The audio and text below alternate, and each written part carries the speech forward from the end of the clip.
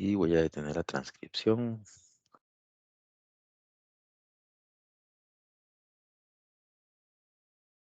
Ok. Bueno, de nuevo, buenos días a todos. Hoy tenemos la segunda tutoría del curso de estructura de datos. Muy contentos estamos los tutores de tener muy buena cantidad de personas inscritas o matriculadas en este curso. Eh, Sepan de antemano que, bueno, me imagino que ya nuestro compañero Alonso ya les dijo, pero estamos a la orden, estamos para servirles, a su disposición en los foros de consulta, en los correos de la plataforma Moodle también. Eh, Siempre nosotros, bueno, todos los días estamos verificando que haya consultas o no en el foro de consultas sobre todo. Entonces, cualquier cosa que necesiten o que tengan dudas, estamos a la orden al respecto. Eh, Tal vez para también terminar de aclarar, tenemos tutorías y tenemos mediaciones. En las tutorías vemos, por decirlo así, explicamos algún tipo de materia nueva. En las mediaciones lo que hacemos es simplemente aclaración de dudas con respecto a los enunciados de los proyectos que corresponde entregar en esa semana. Entonces, el día de hoy, realmente lo que vamos a ver es el tema de algoritmos de ordenamiento y también vamos a ver un poco de lo que son grafos y caminos. Eh, la tutoría de hoy también es un poco más teórica, la verdad. Aún así vamos a tratar de revisar un poco los algoritmos en general.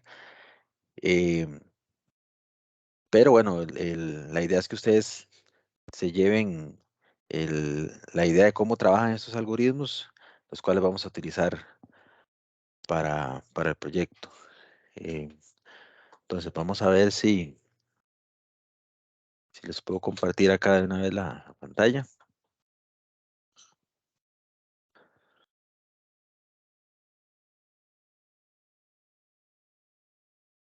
No sé si están viendo ya ahí la pantalla compartida. Sí, correcto, profesor. Ok, perfecto. Vamos a ver. Ok, bueno, básicamente entonces, como les decía, vamos a ver lo que es el ordenamiento de datos con algunos algoritmos, los más conocidos. Algunos son más eficientes que otros, también dependiendo de en qué ámbito se utilicen, ¿verdad? Esto, bueno, ya lo vamos a ir aclarando poco a poco.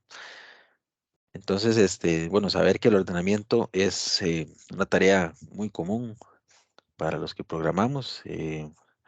Y aquí, bueno, básicamente son ordenamientos de Java los que vamos a utilizar. Algunas veces utilizamos un ordenamiento ya con colecciones que tienen sus propios métodos de ordenamiento. Entonces, si, así, hablándolo en forma más aterrizada, si ustedes tienen que hacer un programa donde tengan que ordenar y realmente lo que están ordenando no es una gran cantidad de elementos, entonces perfectamente pueden utilizar los métodos de ordenamiento que traen esas colecciones porque no van a notar mayor diferencia, la verdad, entre usar uno u otro. Entonces, en este caso, lo que estamos viendo es algo meramente académico que es importante, sobre todo cuando se utilizan conjuntos de datos con mucho más volumen, ¿verdad? Mucho más grandes. Entonces, ahí sí se podría notar alguna diferencia significativa. Em, pero bueno, como les digo, esto es ya dependiendo de la aplicación que estemos desarrollando, si es algo muy crítico o no. Bien, ok, tenemos por acá, bueno, se citan algunos de los más comunes, como el burbuja, el selección, inserción, está el merge sort y el quicksort, e incluso el heap sort.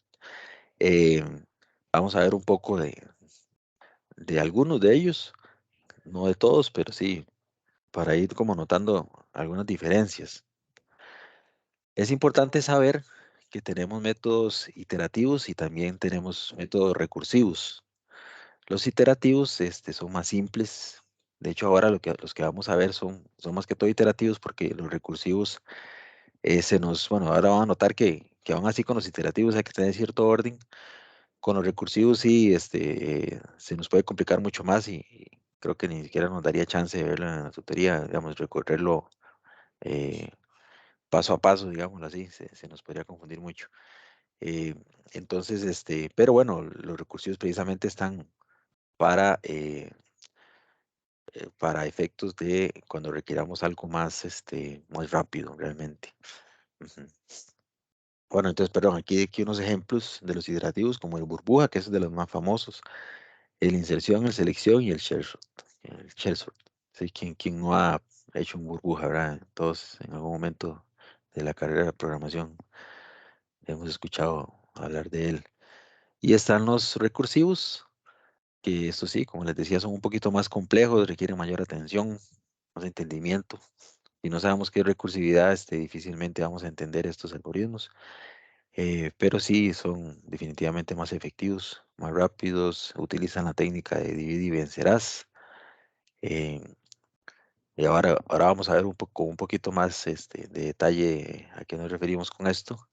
Eh, sí, lo que hace básicamente es agarrar una problemática y resolverla en pequeñas piezas. eh, y bueno, en este caso en forma recursiva, entonces si resolvemos un pedacito, pues todo lo vamos resolviendo de la misma manera. Y así lo complejo se va viendo más sencillo, por decirlo así. Ok, y algunos de los ejemplos son el merge sort y el quick sort, en este caso. Entonces, bueno, el burbuja, como les decía, es de los que más conocemos, es el más simple, a su vez es el más lento, ¿verdad? Académicamente es muy importante para entender fácilmente cómo funciona un algoritmo de este tipo. Eh, lo que hace es comparar elementos adyacentes y los va intercambiando si es que están en un orden incorrecto. Entonces, el tema es que el burbuja, digamos, es el más primitivo en que, digamos, él no se interroga nada, digamos, simplemente él va haciendo el paso a paso, va ordenando y nos puede llegar a pasar que tal vez, y a medio camino, tal vez ya incluso ya está ordenado, ¿verdad? Lo que estamos ordenando, pero él no lo va a saber, él simplemente hace los pasos desde que empieza hasta que termina. Entonces, son cosillas ahí que se tienen que vamos a ir viendo. Y digamos, el burbuja, no solo hay una versión, hay varias versiones de burbuja. Por aquello, si ustedes se ponen a buscar ahí en Google el algoritmo burbuja, mira, es que este es diferente al que yo he visto antes, qué raro. Bueno, hay varias versiones, hay varios sabores. em, Hay burbujas que han sido como mejoradas. Igual siguen siendo lentos, digamos, no superan a otros algoritmos, pero en algo van mejorando y tal vez vamos aquí un poco descubriendo eso. Está este burbuja simple, y es el primero que vamos a revisar, ¿verdad? Porque es el más sencillo como para tener bien claro cómo es su funcionamiento. Eh, compara todos con todos, ¿verdad? Entonces genera, como les decía, comparaciones extra, ¿verdad? Eh, entonces, una es que incluso se compara consigo mismo, ¿verdad? O eh, se compara elementos que podrían ya estar ordenados, como les decía. Entonces tiene sus cosas, ¿verdad? Entonces vamos a hacer lo siguiente. Espere para un segundo acá nada más. Vamos a ver, voy a copiar este pedacito de código que tenemos acá y lo vamos a revisar un momentito aquí, en esta pizarrita que tenemos acá. Y vamos a revisarlo y ustedes me ayudan si me equivoco, porque hay veces uno mete las patas aquí con las variables. Vamos a ver, tenemos una variable y eh, bueno, que va a empezar en uno. Y una vez le podemos poner aquí. Bueno, tenemos un límite. Bueno, deme otro momento aquí, perdón. Un segundito para buscar. Déjeme buscar aquí nada más.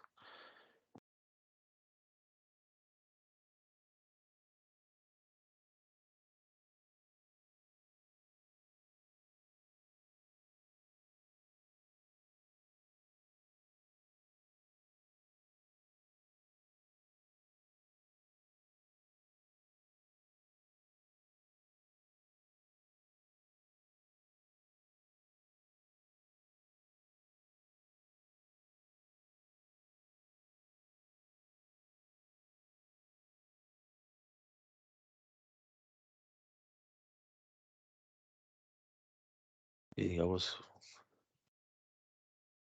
aquí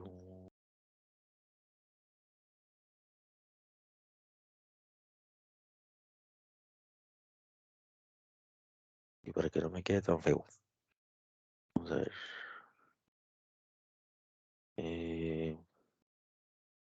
Yo me disculpo que esta pizarrita no la usaba mucho, pero vamos a ver. Entonces, si yo pongo aquí, digamos,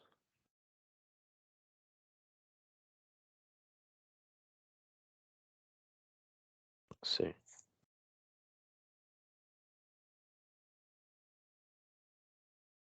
vamos a ver,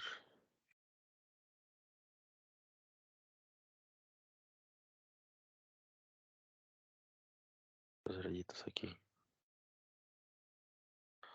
No, no importa, digámoslo así. Digamos que esto es un arreglo. Digamos que este es el arreglo que vamos a ordenar. Ok. Bueno, esto,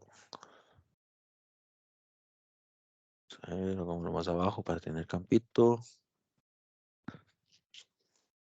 Entonces tenemos, como les decía, el I, que empezaría en 1. Ok, ese límite, bueno, aquí no lo dice, pero me parece que es la cantidad de elementos que tiene el arreglo, que en este caso serían 5. Ahorita lo confirmamos. Entonces, por ahora, digamos que el límite va a ser 5. Disculpen la letra. En el pulso, pues. Ok, mientras se entienda. Luego tenemos un J que empieza en 0. Y, bueno, vamos a tener un vector sub J.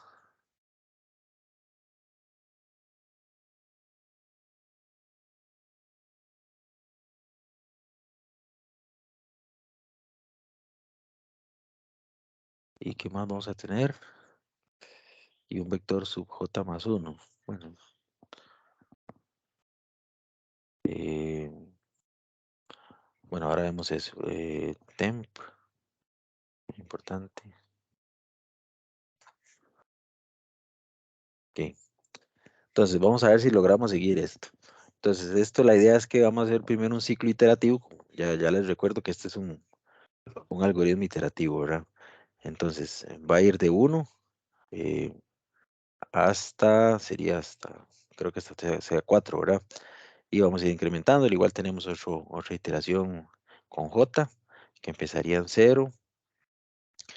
Entonces, vamos a ver. eh, entonces dice, si vector sub J, que en este caso, vector sub J es 0, entonces el vector es este, que tenemos acá arriba. Entonces, esto va a ir determinando las posiciones dentro del arreglo. Entonces, tenemos el vector sub 0 en este caso, eh, que sería este valor 1, ¿verdad? Al principio va a ser un 1. Entonces, dice que si es mayor al vector sub j más 1, es decir, el que sigue, que en este caso sería la posición 1. Entonces, tal vez aquí vamos a ver, seleccionar, simplemente para estar claritos, que esta va a ser la posición 0, 1, 2, 3 y 4. ¿Ok? Entonces, si la posición sub 0 es mayor a la posición sub 1, ajá, en este caso vemos que no se da, ¿verdad? No se da. Entonces dice que, vamos a ver, lo que quiero es ver una cosa acá. Mm, ok, lo único que está dentro del if, porque no hay corchete, sería la primera línea. Entonces, esta es la que no se ejecutaría, pero esto pareciera que sí, es que aquí está indentado, pero me parece que no es correcto. No, Sí, profesor, eso no se ejecuta. Es que este algoritmo burbuja lo vimos desde lógica para computación con PSIN y el límite, por supuesto que es el tamaño del arreglo. ujú, Y lo que es todo eso de if incluye las tres líneas siguientes. Es que ok, no están los no está corchetes. marcado con corchete, exacto. Ok, ok, muchas gracias. Entonces vamos a ver, bueno, entonces imaginemos los corchetes por ahí.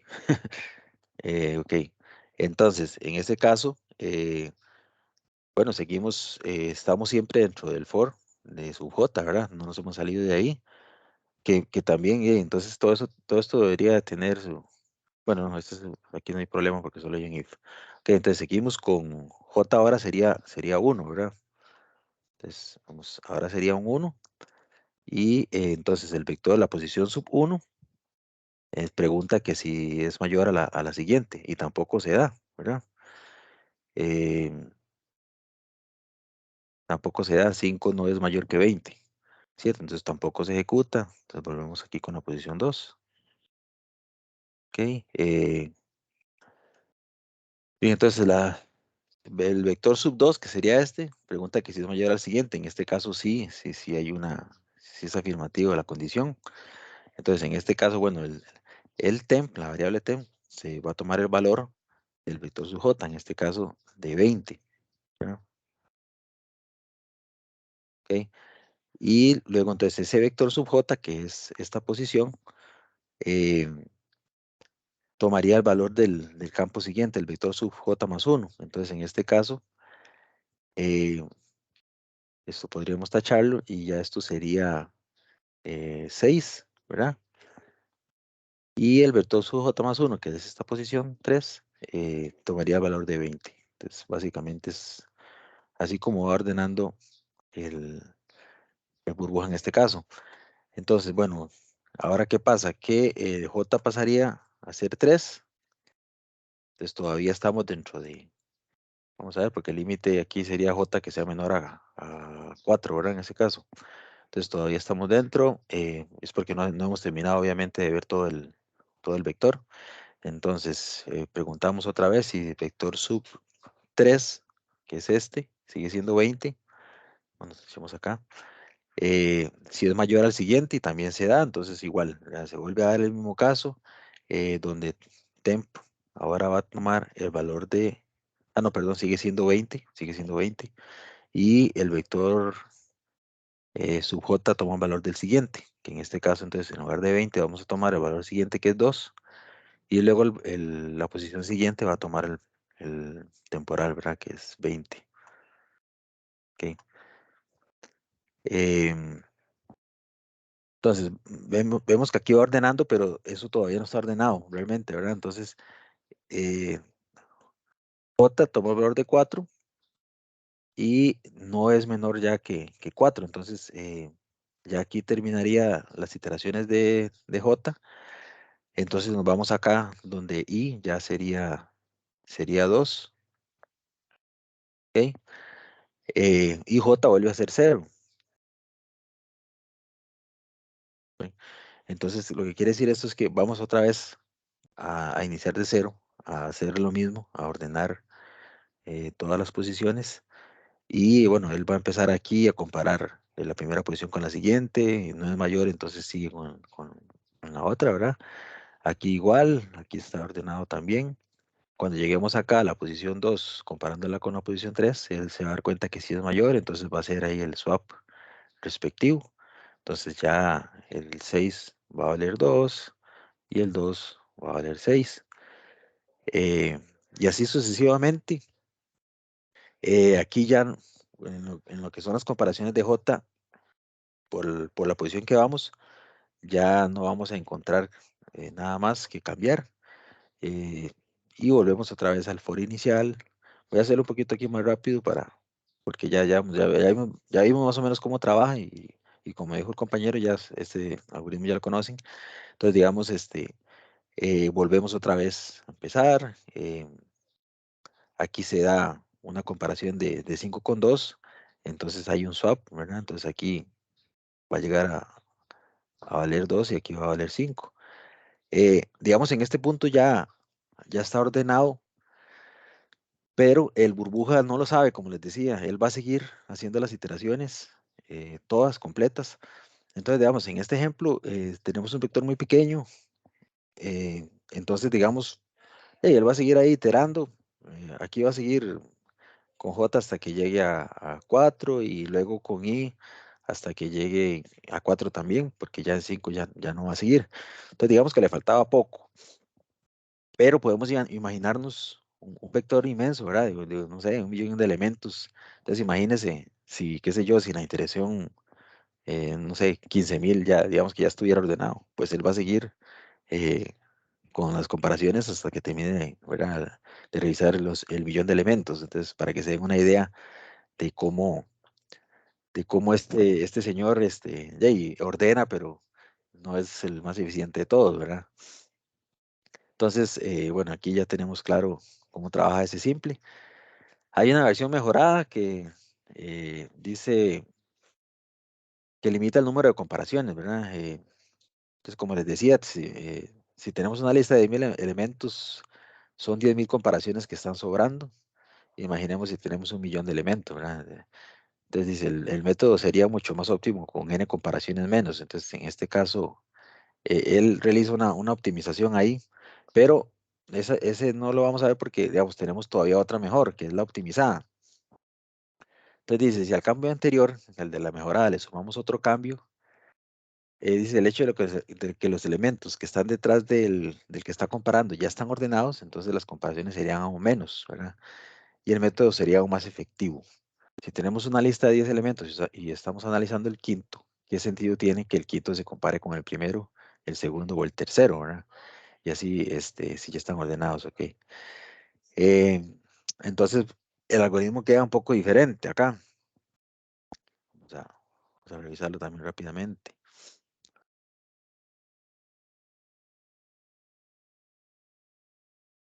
Ok, digamos, aquí yo me voy a permitir, vamos a ver si podemos, vamos a ver qué más rápido.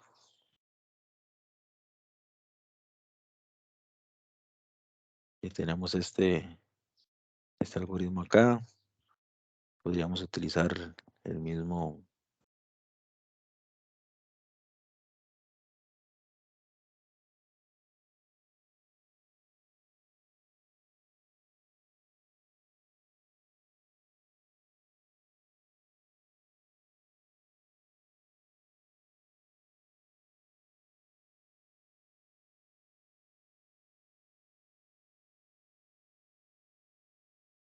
Ok, eh,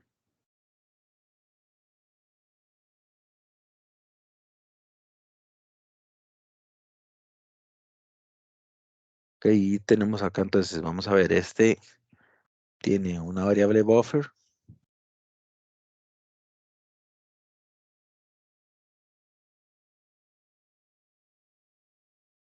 tiene una variable i y una variable j.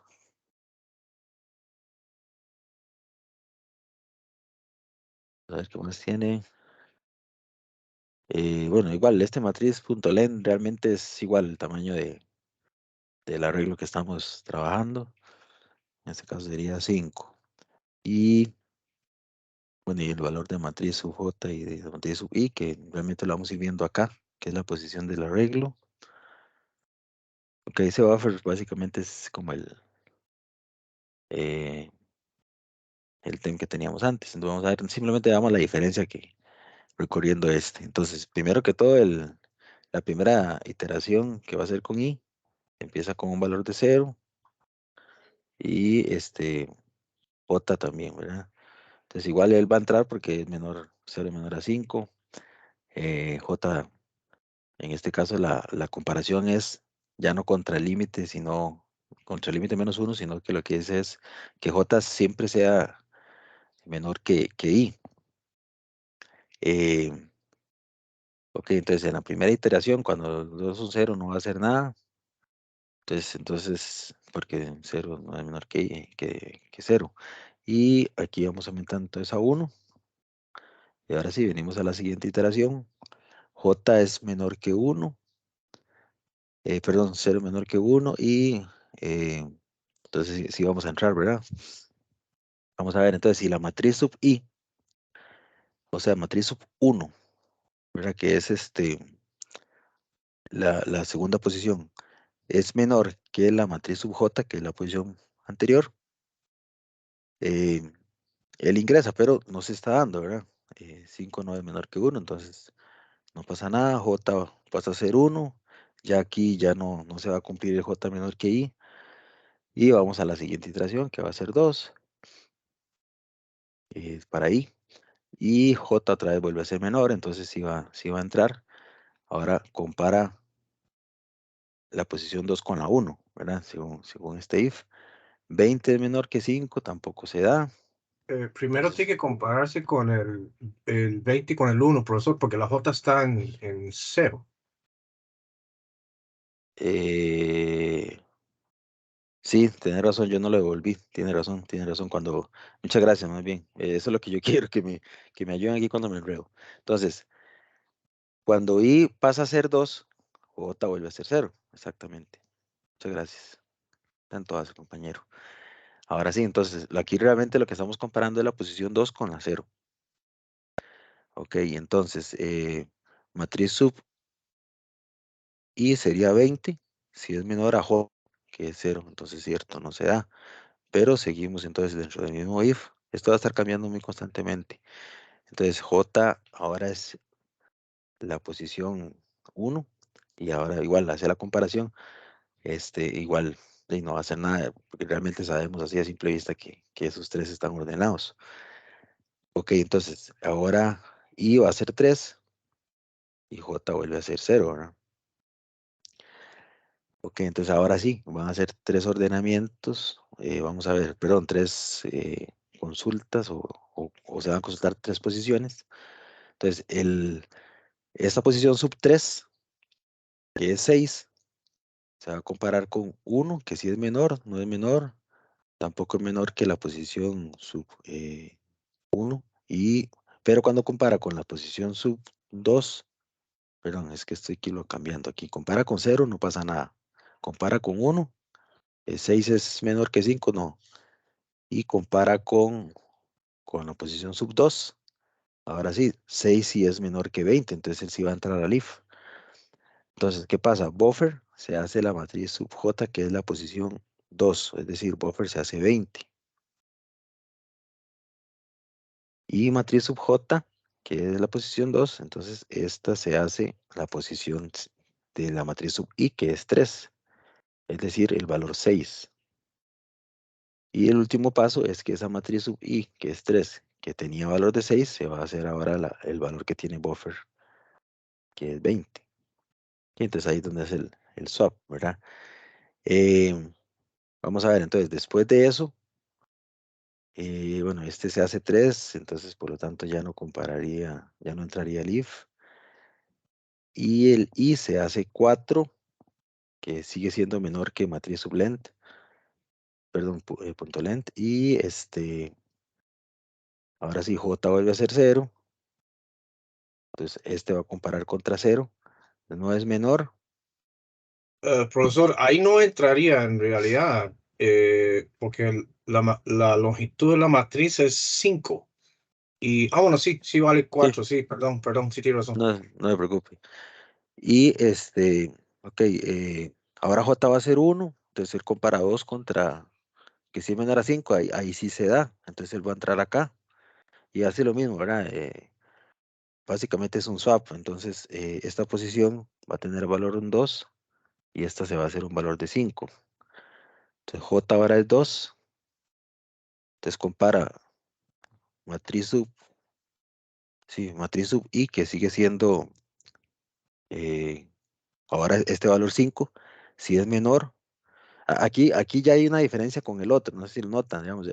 Yo estoy comparando con el valor recién cambiado, ¿verdad? No seguía como con los demás, sino que de una vez me quedé con el que estoy. Entonces, matriz sub I, que es 4, que ahora tiene valor de 5, se pregunta que si es menor que matriz sub J, que es 2. Es decir, ya está, ya ahora que hicieron el swap, él va a compararse de una vez con la posición 2. Él ya no va a comparar como antes, que otra vez venía a comparar con el 1, venía a comparar siempre con el 2, sino que ya que cambió, ok, quedémonos ahí, compare ahora con el que sigue y se da cuenta que también es menor. Entonces, de una vez va a hacer otro swap sin tener que hacer otras iteraciones extras. Entonces, este valor de sub j va a ser valor de 5 y el valor de sub i va a ser el valor de 6. Entonces, aquí, ok, hice un swap, este cambia a 3 Eh,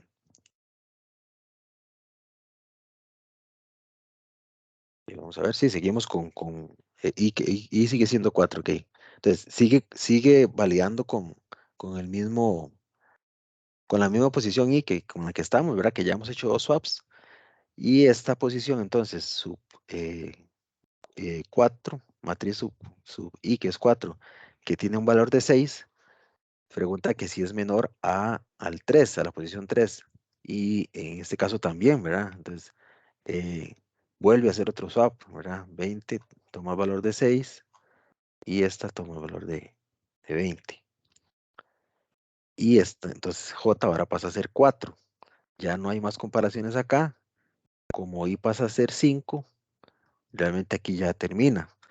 Entonces ven que queda ordenado y que realmente como que al final hubo un apuro ahí, ¿verdad? Y comenzó a hacer swaps más rápidamente. Entonces ahí como que optimiza un poco, ¿verdad? Porque eh, realmente lo que sucedió aquí es que el algoritmo se dio cuenta que la posición 4 que en un principio hizo un swap, ya no tenía que compararlo con los anteriores porque ya sabía que esos estaban ordenados, ¿verdad? La idea era como comparar con los siguientes. Entonces este tiene como una primera etapa donde él va haciendo comparaciones, eh, porque obviamente asume que todo está desordenado y comienza a ordenar ahí uno a uno.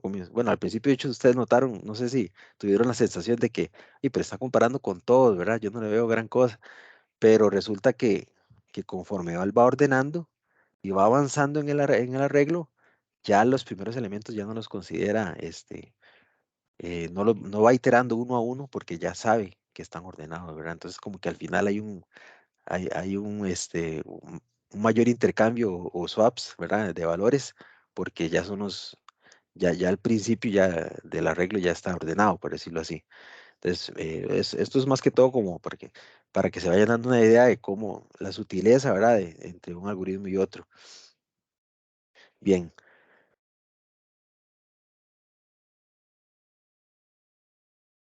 aquí hay otros, ¿verdad? Yo creo que tal vez no vamos a verlos todos porque se hace muy tedioso pero sí me gustaría ver por lo menos otro. Bueno, no sé si la inserción, pero vamos a ver. Este en particular de la inserción, dice que va examinando sucesivamente todos los elementos de la matriz. Dice que desde el segundo hasta el enésimo e inserta cada uno en el lugar adecuado entre sus predecesores dentro de la matriz. Bueno, eso suena muy, eh, una prosa un poco difícil de imaginar tal vez, pero digamos, ya una vez igual recorriendo el algoritmo, uno va viendo, mira, es que hasta que se recorre y se va viendo cómo se comporta, uno se va dando cuenta de la particularidad que tiene.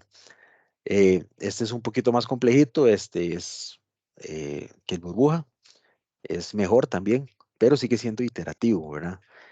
Eh, digamos, matemáticamente estos algoritmos iterativos es lo que llamamos como, le llamarían como que son cuadráticos y los recursivos son como logarítmicos, entonces digamos, tienden a ser más rápidos, ¿verdad? Los recursivos. Pero bueno, los que van descubriendo ese tipo de algoritmos van encontrando formas de hacer las cosas más rápidamente. El de inserción y está el de selección. El de selección dice que funciona seleccionando el menor elemento de la matriz y llevándolo al principio. A continuación selecciona el siguiente menor y lo pone en la segunda posición de la matriz y así sucesivamente. Este sí me gustaría, podemos ver este. Vamos a ver ahí tal vez. Profesor, Sí, podríamos ver mejor el de inserción ok. para... Sí, Sí, porque el otro sonó como, este sonó como más clarito que lo que hace. Sí, no sé si es la sí, inquietud, sí. pero sí, sí, tienes toda Eh, la razón. Profesor, sí, más que Sí. todo es porque en el proyecto es uno de los que nos piden hacer.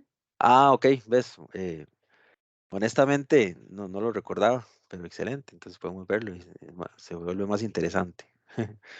Ok, eh, corremos esto más fácil, así, digo yo. Y, perdón, es el de la inserción, entonces el que está en el proyecto. Perfecto, entonces, vamos a ver. Entonces, este era uno.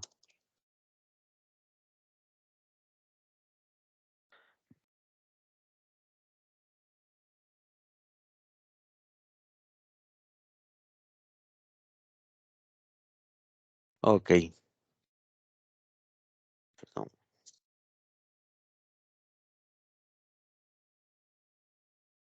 Igual acá para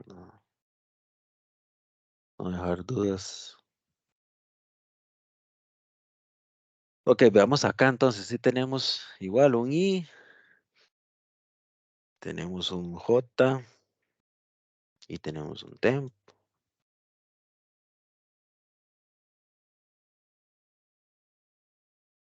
Más tenemos una y nada más, ¿verdad? Y la matriz como tal. Sí. Ok, entonces vamos a ver cómo trabaja este. Para recordar un poco, hace ratillo que no lo... Vamos a ver, entonces dice que I, vamos a empezar con un 1. Igual, tenemos la matriz point line que sería 5. J dice que empezaría con I menos 1, o sea, en este caso empezaría con un 0. Y bueno, entonces, de primera entrada dice que entramos al for, ¿verdad? Porque 1 es menor que 5. Y el temp de una vez, sin hacer ninguna condición, el temp de una vez dice, bueno, eso es matriz 1. Es decir, eh, estamos empezando con la segunda posición, ¿verdad? Sería entonces 5. Temp va a empezar con un valor de 5. Ok, y lo otro que hace, también sin ninguna condición, es que, bueno, pero eso ya lo hicimos, que J es el valor de I menos 1, que sería 0. Ok, fue porque nos adelantamos. Ahora sí, viene un condicional acá, que es un while. Entonces dice que mientras I sub 0 es mayor al temporal, entonces I sub 0 es 1. Si 1 es mayor a 5, o sea que de una vez ni siquiera sigamos porque ya no se dio, ¿verdad? Esto está dentro del while y después del while, esto que está acá, esto siempre se ejecuta también, pareciera, ¿verdad? Entonces, matriz sub j más 1, es decir, matriz sub 1, dice que toma valor de temp, pero es el mismo valor, ¿verdad? Tiene 5 y le estamos asignando un 5. Me imagino que es porque no hizo nada acá en el while, entonces quedamos igual. Entonces, ahora lo que sigue es iterar otra vez sobre el for que tiene la i. Y lo que dice es que temp toma el valor de matriz sub 2, ¿verdad? Que sería 20. ¿Ok? Y j toma el valor de 1, ¿verdad? De 2 menos 1. Ahora sí, entonces volvemos a preguntar. Matriz sub 1 es mayor a 20 en este caso, matriz sub 1 es 5. Tampoco se da, volvemos a hacer exactamente lo mismo. Matriz sub j más 1, que es 2, toma valor de temporal que es 20, o sea, simplemente le asigna el mismo valor otra vez, exactamente la misma situación. Y ahora ahí toma valor de 3, que aquí ya podría haber un cambio, pareciera. Vamos a ver, temporal toma un valor de matriz sub 3, que sería 6. ¿Ah? Y j toma valor de 2, de 3 menos 1. Ahora sí, matriz sub 2 es mayor a 6. Para ver si me enredé, matriz sub 2 es 20. Es mayor a 6. Sí es mayor. Ok, en este caso es mayor, pero dice y j es mayor o igual que 0, que también se da. Entonces sí entramos al while. Ahora bien, matriz sub j más 1, que sería matriz sub 3, es decir, el valor 6, toma el valor de matriz sub j. Entonces, este dice que va a tomar el valor de 20, que es matriz sub j. Y dice que, bueno, j lo devolvemos lo decrementamos en 1. Y entonces, ya, bueno, pero para ver si se vuelve a dar, volvemos a evaluar el while, ¿verdad? De matriz sub j, que sería matriz sub 1, o sea, 5, es mayor al temporal, que es 6, no lo es, entonces ahí sí terminamos el while. Ahora sí, entonces dice que matriz sub j más 1, es decir, matriz sub 2, este va a cambiar de valor y va a tomar el valor del temporal, que es 6. Que nos faltaba ese paso porque si no se hacía ese paso, entonces quedaban dos valores iguales y ahí no había swap, sino que había un enredo. Ok, entonces al final sí hizo un swap. Ok, vamos bien. Y luego, entonces, seguimos con I que sería 4. Sería la última iteración porque es precisamente menor a 5 y entonces en la siguiente ya no entraríamos. Vamos a ver. Temporal toma el valor de matriz sub I, que sería el valor 2. J toma el valor de I, que es 4 menos 1 sería 3. Ahora, dice, mientras matriz sub 3 sea mayor a temporal, matriz sub 3 es el valor de 20. ¿Es mayor a temporal que 2? Sí, sí lo es. J mayor o igual que 0, también está bien. Y si entramos al while, entonces dice matriz sub J más 1, que es matriz sub 4, toma el valor de matriz sub J. Entonces este toma el valor de 20. Y J se incrementa en 1. Bueno, seguimos otra vez en el while. Matriz sub J es matriz sub 2, que tiene un valor de 6. ¿Es mayor a temporal? Sí lo es. Ajá. Y J es mayor o igual que 0 también, entonces igual va a haber otra reasignación de valores. Matriz sub J más 1, que es 3, toma valor de matriz sub J, que es 6. Ok. Decrementamos J en 1, este paso, y volvemos a preguntar, matriz sub 1, que sería 5, ¿es mayor al temporal que es 2? Sí lo es. Y J sigue siendo mayor o igual a 0. Entonces, otra vez entramos. Dice que matriz sub J más 1 es igual a matriz sub J. Es decir, matriz sub 2 es ahora el valor de matriz sub 1, que sería 5. Ajá. Y decrementamos J. Entonces, en el while, como ya J es 0, digamos, la segunda condición ya no se va a cumplir. De una vez sabemos que ya no vamos a entrar ahí. Y sí, lo que se va notando es como que no hace comparaciones absurdas digamos, o repetitivas. Vamos a ver, matriz sub J más 1, que sería matriz sub 1. Ajá. Se hace temp. Entonces toma un valor de 2. Y ya aquí realmente ya lo ordenó. Entonces, bueno, y de todas formas, y toma un valor de 5. Aquí ya terminaba. Me da la impresión, no sé a ustedes qué les parece, como que hizo menos comparaciones, como que lo ordenó más rápido, no sé, me dio esa impresión, pero igual y como les decía, parece que no hace tantas, vamos a ver, como condiciones como sin sentido.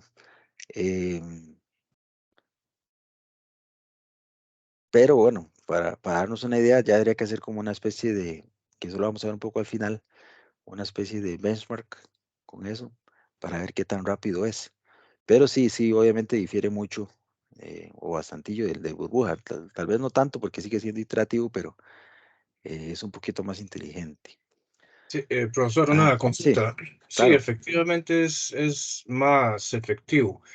Eh, Al declarar este tipo de inserción, digamos, como un método dentro del código, en vez de recibir una simple matriz, como dice ahí, int matrix, de tipo primitivo, también podemos enviarle un ArrayList y él igualmente lo va a ordenar, me imagino yo. Ujú.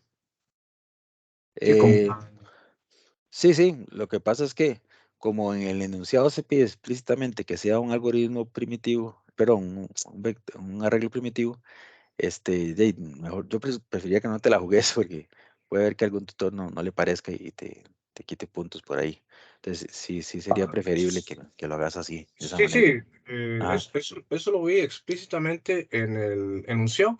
ajá, Sin embargo, Alonso Matei, él tampoco es profesor mío, la verdad, de la semana pasada, ajá. nos dijo que no nos complicáramos, que sencillamente clonáramos, por ejemplo, el array list, para no tener Mm. que convertirlo a primitivo. Pero aún así, está bueno para conocer, digamos, eso, pero no sé si te puede darnos un ejemplo de cómo convertir entonces, o copiar o clonar un array list a un arreglo primitivo. Eh, bueno, está bien. Ahora no lo puedo hacer porque honestamente, digamos, en esta máquina ni siquiera tengo, o sea, no, es la del trabajo, casi no tengo, no me permite ni siquiera, bueno, instalar ni Visual Studio ni Visual Code. En este caso tendría que entrar a una VDI, digámoslo así, pero me lo voy a apuntar acá y lo que vamos a hacer es que se los pongo en uno de los foros de consulta para que tengan esa referencia. Puede ser en enlaces de interés. Vamos a ver, usted lo que quiere saber es Perfecto. sí, el cómo clonar de la array list a un arreglo primitivo, ¿verdad? Exactamente. Ok, Sí, con cualquier yo ejemplo, me digamos, voy cualquier a, clase, sí, sí, clase persona, que es la más clásica.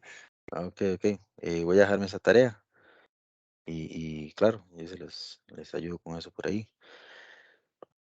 Muy bien. Perfecto, perfecto. Vamos a ver, entonces, siguiendo un poco con esto acá, ok, se ven otros tipos de algoritmos como el merge, aquí lo mencionamos, que es uno de los más rápidos y eficientes. Lo que hace es dividir una lista en dos y las va ordenando por separado antes de unirlas, digamos, como que separa, ordena y vuelve a unir. Entonces aquí, digamos, aquí es un ejemplito. Vamos a ver si este lo podemos quitar así.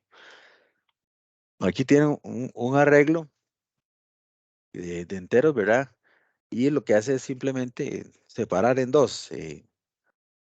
Lo separa, agarra unos para acá, otros para allá, más o menos como por la mitad, porque como este es impar, obviamente hay uno de los lados tiene un valor más. Y así sigue separando, ¿verdad? Aquí vuelve a separar este en dos partes, igual al otro lado. Y una vez que ya los tiene en pares y los individualiza, los compara y los ordena, ¿verdad? En esos pares. eh, E igual cuando va a unir, él sí ya revisa otra vez y los va uniendo. Esto se ve como que, vamos a esta es la forma en que trabaja, pero obviamente es más difícil visualizarlo a nivel de código porque ya sino que ya es recursivo, ¿verdad? Pero él básicamente en la teoría es lo que él va haciendo, como ir dividiendo, dividiendo, ordena y otra vez cuando va uniendo otra vez, claro, él tiene que seguir ordenando por ahí. Hay otros como el Quicksort y el Hipsort. El Quicksort es más, como dice acá, es uno de los más populares, de los que uno más ha escuchado, precisamente porque es más eficiente y su nombre es lo que no lo deja mentir también, ¿verdad? Eh, Igual dice que es uno de los más difíciles de implementar. Eso sí, si pensamos en implementarlo de cero, pero para nadie es un secreto que los algoritmos fácilmente los encontramos en la red y entonces simplemente sí, utilizarlos, ¿verdad? eh, lo que hace es dividir la lista en dos también y ordena cada mitad por separado, pero lo hace un poco diferente al Mersot, si ustedes se fijan en los algoritmos. Y luego está el Hipsort, que es otro que ese, no lo vamos a utilizar tampoco, por lo menos en ninguno de los proyectos. Y lo que hace es utilizar un árbol binario para ordenar los elementos como tales. Entonces, digamos, aquí la diferencia este es el Quicksort, que tenemos acá, ¿no? Un segundo, aquí. Este básicamente lo que hace es como trabajar con un pivote. Entonces, digamos, él agarra un arreglo de estos. La selección del pivote es algo muy interesante porque hay muchas maneras de hacerlo, digamos. Vamos a ver, no por eso deja de ser Quicksort. Eh, Seleccionar el pivote eh, es casi que, digamos, usted lo decide como programador. Usted puede decir, bueno, mi pivote va a ser, como en este ejemplo que está acá, el primer elemento, simplemente. Otros pueden elegir el último, otros pueden elegir el que está en el centro, etcétera. El tema es elegir uno de los elementos, en este caso el primero, que es el que va a estar sombreado, y este va a ser nuestro pivote. Entonces, este primero lo traemos para acá. No sé, ustedes ven mi cursor, yo creo que no, ¿verdad? No sé si en esto del PDF yo puedo poner un cursor. Pero bueno, no ven mi mouse no lo ven ustedes. Yo estoy señalando con el mouse, no estoy seguro si lo ven. Creo que no. Bueno, por ahora, la verdad no sé cómo poner una especie de el láser, como que llaman. Este 5 que está acá en la segunda línea es el pivote que está sombreado en la primera línea, la primera línea del arreglo. Entonces se trae al centro, por decirlo así, para visualmente tenerlo ahí presente. Y lo que se hace es igual, digamos, se comienza a comparar cada uno de los elementos contra el pivote. Entonces, de tal forma que si son menores, se pasan a la izquierda. Entonces él comienza aquí, el 2 es menor que el 5, lo pasa para la izquierda. El 7 es mayor que el 5, lo pasa para la derecha. Y así comienza a hacer con todos, ¿verdad? Entonces, digamos, es un primer ordenamiento que hace ahí. Eh, lo que queda a la izquierda y a la derecha vuelve, por medio del algoritmo recursivo, vuelve a hacer exactamente lo mismo. Entonces agarra el pivote, que sería el primer elemento, se lo trae y comienza otra vez a comparar a todos contra ese pivote. Y así sucesivamente, hasta llegar al final a tener ya un arreglo ordenado. Él incluso ves acá, sigue, aquí el último, digamos, el último paso prácticamente está ordenado, pero como es recursivo, él hace todo hasta el final, digámoslo así. Aquí pareciera que agarra, eh, es una forma de representar que siempre agarró un pivote, pareciera, pero ya está ordenado, entonces no haría mayores comparaciones. Entonces, eso es lo que hace. Básicamente es la diferencia con el Quicksort es que él utiliza ese pivote, que como les decía, hay varias formas de seleccionarlo. Entonces, dependiendo de cómo esté ordenado, se los pongo así, digamos, yo agarro un arreglo, no sé, de 100,000 elementos. Podría ser que esa selección del pivote, si agarro el primero o si agarro el último, yo podría compararlos y podría pasar de que de casualidad a como está ordenado, el seleccionar el pivote, el primer elemento, me sea más rápido que seleccionando el último, pero eso es por casualidad, por cómo están los valores. Podría ser que con otro arreglo totalmente diferente, pero de la misma cantidad de elementos, puede hacer que el pivote seleccionando el último elemento me sea más eficiente, pero ya eso es una cuestión porque no sabemos qué valores van a tener realmente, en qué posición. Entonces, no sé si me explico ahí, hay un poco de azar en esa parte, ¿verdad? Por eso yo no les puedo decir que seleccionar el primero de pivote es más eficiente siempre, eso no existe, ¿verdad? Ok, ve, esto es lo que quería mostrarles, que es como una especie de benchmark. Acá dice que se han ordenado la cantidad determinada de elementos aleatorios o una cantidad en una lista mediante distintos métodos de ordenamiento. Entonces, es interesante, vean ustedes, por ejemplo, el primer cuadro. En el primer cuadro que dice 256 elementos, si ustedes se fijan, eh, no hay mayor diferencia porque los elementos son muy pocos. Por eso les decía al principio que si ustedes van a hacer un ordenamiento, o sea, en una aplicación del trabajo ahí normal, que ustedes saben que realmente no van a tener un conjunto muy grande de elementos, al final de cuentas, si tuvieran que utilizar alguno de estos algoritmos, no va a haber mayor diferencia. Entonces, hasta pueden usarlo más rápido. Pero ya si están usando si están desarrollando, no sé, una herramienta con alguna empresa de desarrollo más fuerte y que la herramienta es muy científica, etcétera, y con demasiado volumen de datos, bueno, ahí sí cuenta, ¿verdad? Cada detalle, ¿verdad? Entonces ahí sí podrían haber grandes diferencias. Entonces, y eso aplica para todo en la vida, ¿verdad? Depende de la complejidad que usted le tenga que meter. Puede que valga la pena, puede que no. Como te digo, ya si les toca, no sé, meterse en un algoritmo ahí que tiene que ver para streaming, por ejemplo, y sí puede haber diferencias significativas en cómo veas la calidad de la imagen con cierta cantidad de ancho de banda de internet, ¿verdad? Los algoritmos ahí, todo eso cuenta, ¿verdad? Pero, como les digo, si son aplicaciones la vida diaria, no sé, de alguna empresa, no sé, mantenimientos, por ejemplo, catálogos. Ahí tal vez el ordenamiento ya no es tan crítico, ¿verdad? Entonces ya se vuelve un asunto más académico para nosotros. Bien, les decía entonces, bueno, vean cómo va incrementándose con 512. La burbuja sí, siempre es como más lento, pero y el Quicksort normalmente es más rápido, pero sigue sin notarse gran cosa. Tal vez aquí ya cuando vemos, por ejemplo, para adelantarnos un poco, este tiene el penúltimo, el de los que están a la derecha, el que dice 262.144 elementos. Ven la diferencia ya que como se nota, digamos, estos son segundos, burbujas son 178 segundos y el rápido, el Quicksort, 0.061, ¿verdad? Ahí ya, vean qué diferencia, ¿verdad? Ya conforme va aumentando la cantidad de elementos. Eh, y también llama la atención de que hay otros que tampoco pueden rajar mucho, ¿verdad? Digamos, ven que el de selección está muy cerca del de burbuja, ¿verdad? E incluso hay otros, los otros recursivos también andan muy cerca del Quicksort.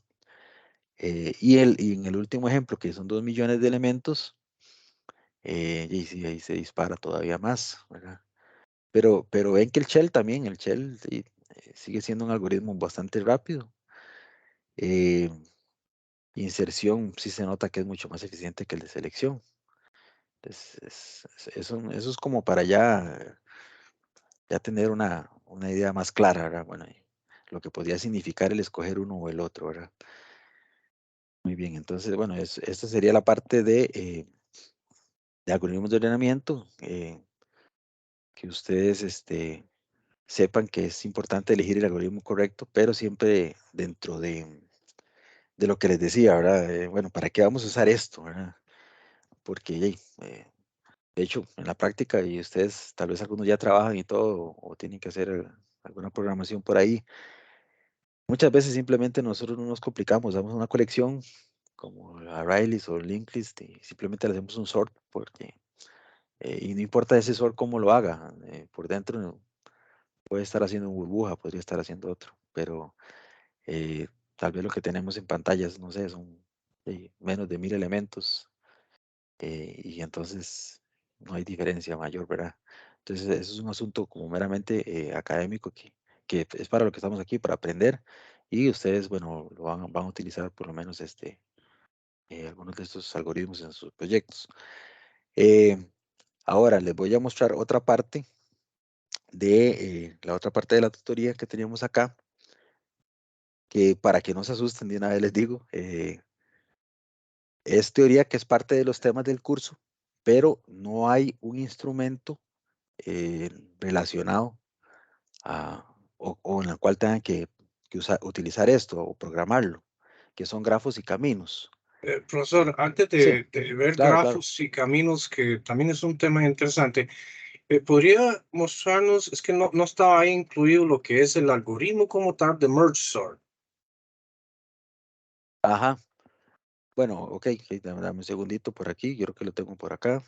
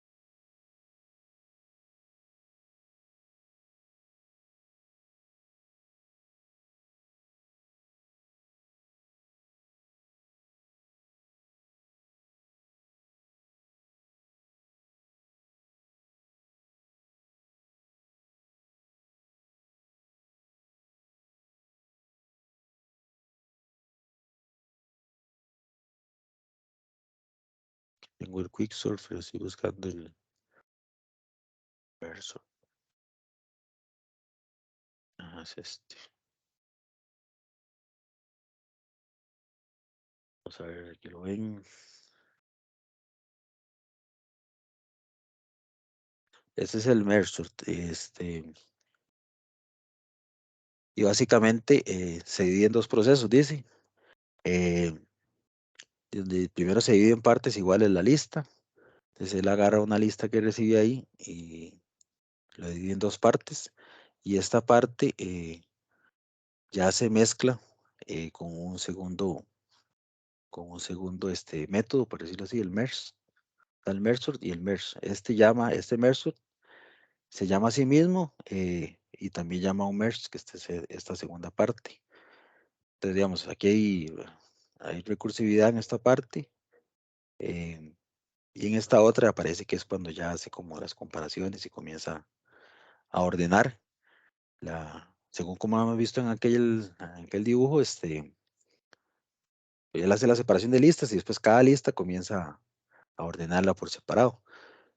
Pero sí, son algoritmos un poquito más complejos de seguir, pero dice, están acá. Es que específicamente en ese algoritmo, lo que quería preguntar es, digamos, en la primera parte, que es lo primero que él se ejecuta, obviamente, dice public static void merge sort, recibe la matriz, digamos, en este caso, y los otros valores, ¿a qué corresponde exactamente? Digamos, dice init, int init, me imagino que es el inicio de, digamos, cero, no estoy seguro, y el int n sería como la longitud.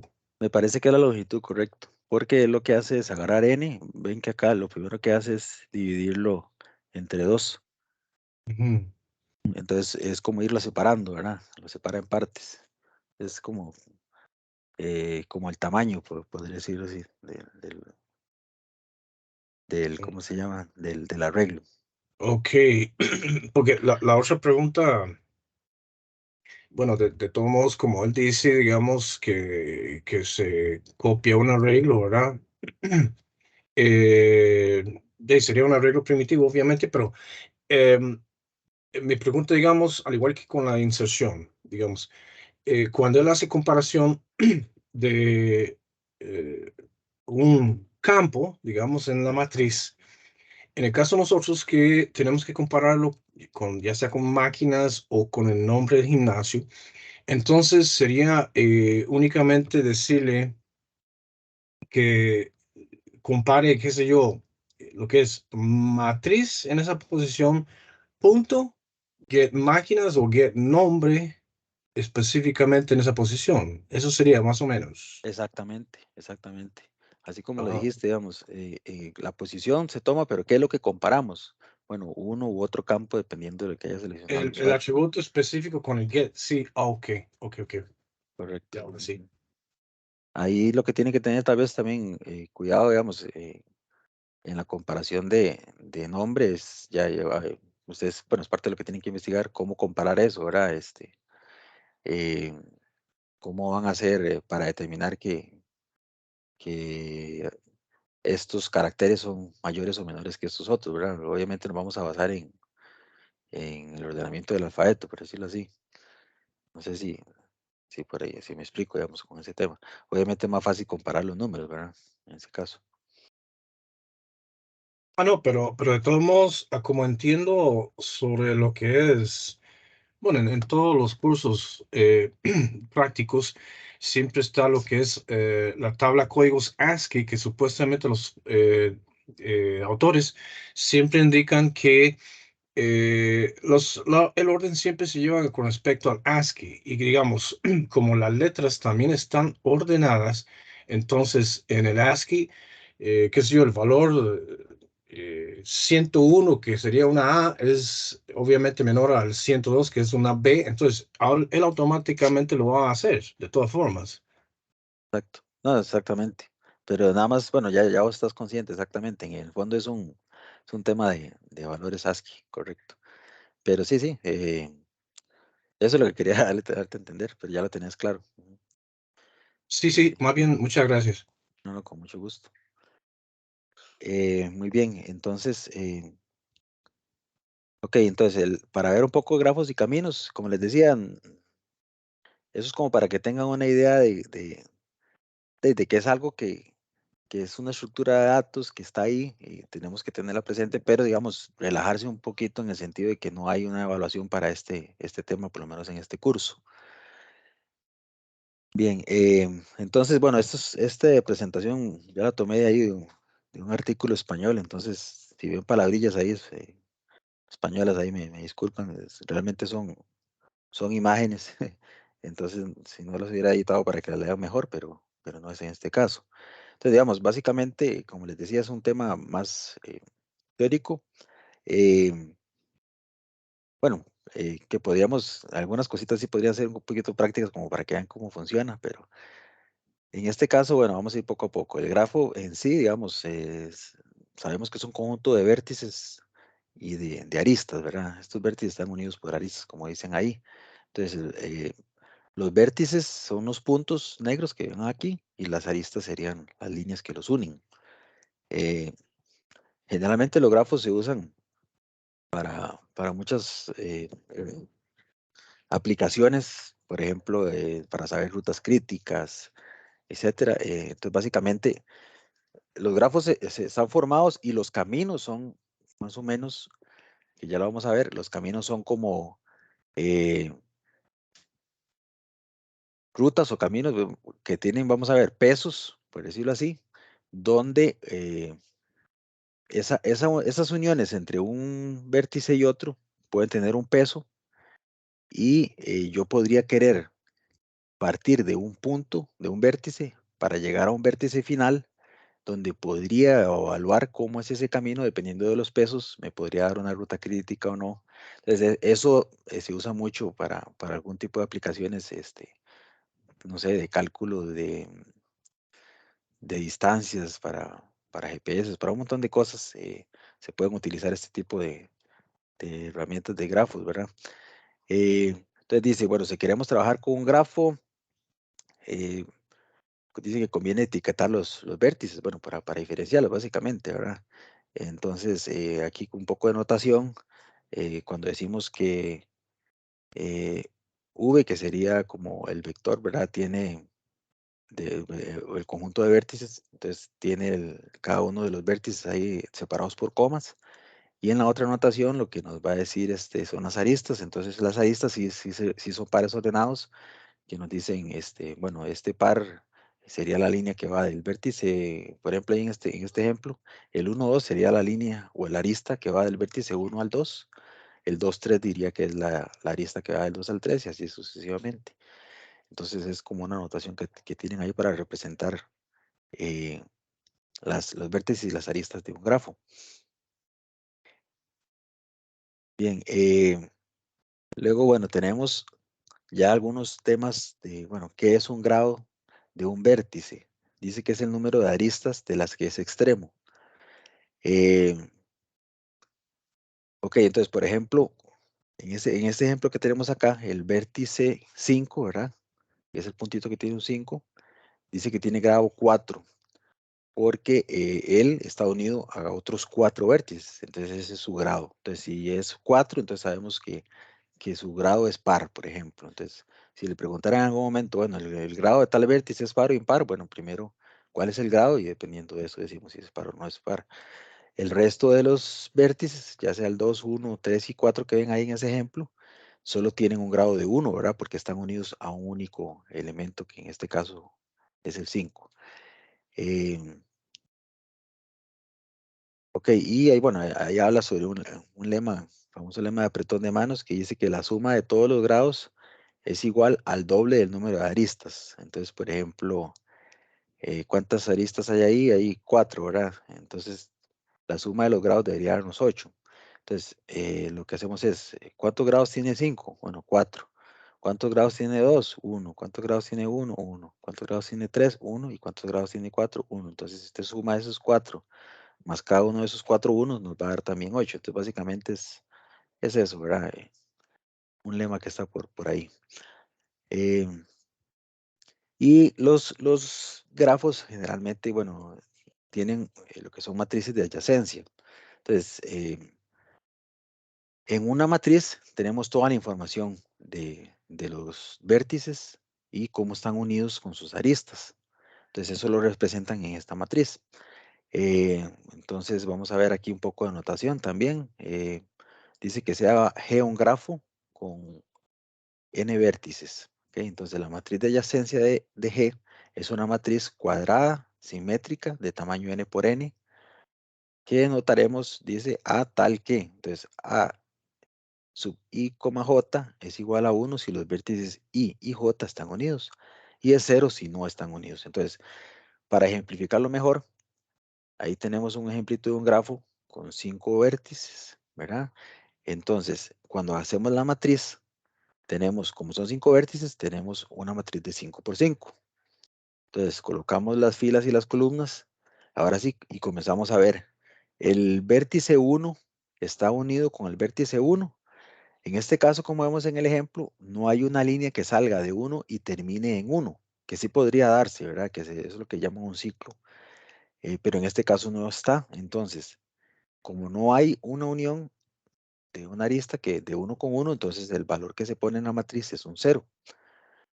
Ahora, comparamos el vértice 1 con la matriz, perdón, con el vértice 2 y ven que sí hay una línea. Entonces quiere decir que ese valor en la matriz sería un 1.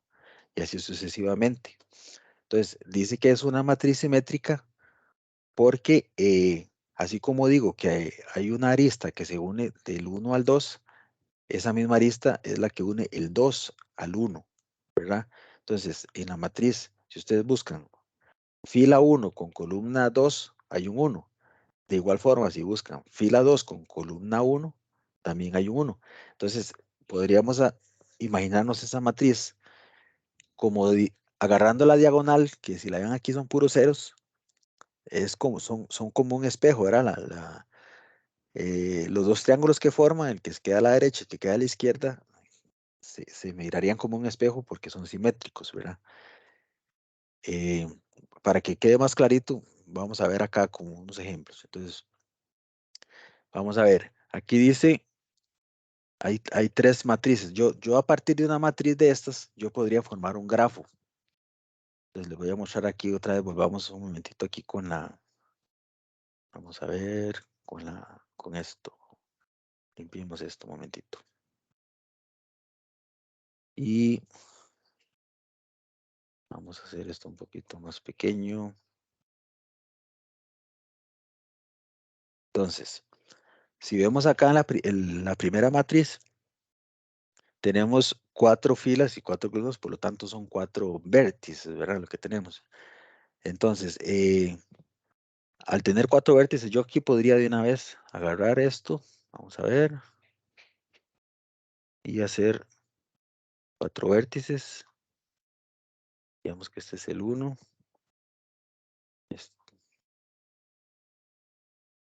Este es el 2.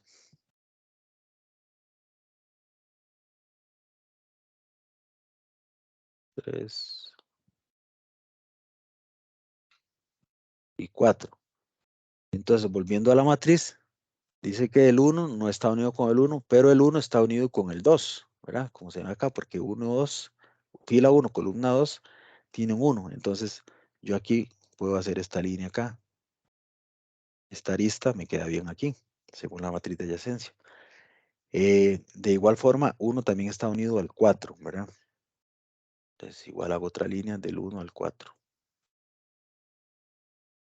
Luego dice que el 2 está unido al 1, que es la misma, por eso decía que es simétrica, ¿verdad? Es la misma, 1, 2 o 2, 1 es lo mismo. En este caso es la misma arista, perdón. Y luego dice que el 2 también está unido al 3, ¿verdad? La fila 2 unido al 3. Entonces, esto tiene una arista aquí. Vamos a ver, luego viendo la fila 3, dice que está unido al 2, que es la que acabamos de hacer, pero también dice que el 3 está unido al 4. Entonces también hay una arista aquí. Entonces, bueno, terminando acá, el 1 está unido, ¿cómo es? Perdón, la 4 está unido al 1, que ya está. Y la 4 está unido al 3, que ya está. Entonces, digamos, tomando esta matriz de adyacencia, yo puedo hacer el grafo. Este grafo está así.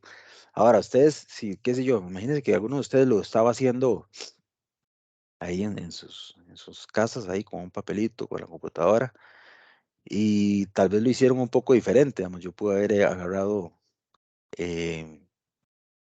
para ver si puedo copiar bueno, no importa, hagámoslo aquí rápido. Yo pude haber hecho esto, y cuando estoy haciendo el grafo, uno de ustedes lo hizo así, es donde pone y perfectamente pudo haber puesto, no sé, el 3 acá arriba y el 4 aquí, digamos.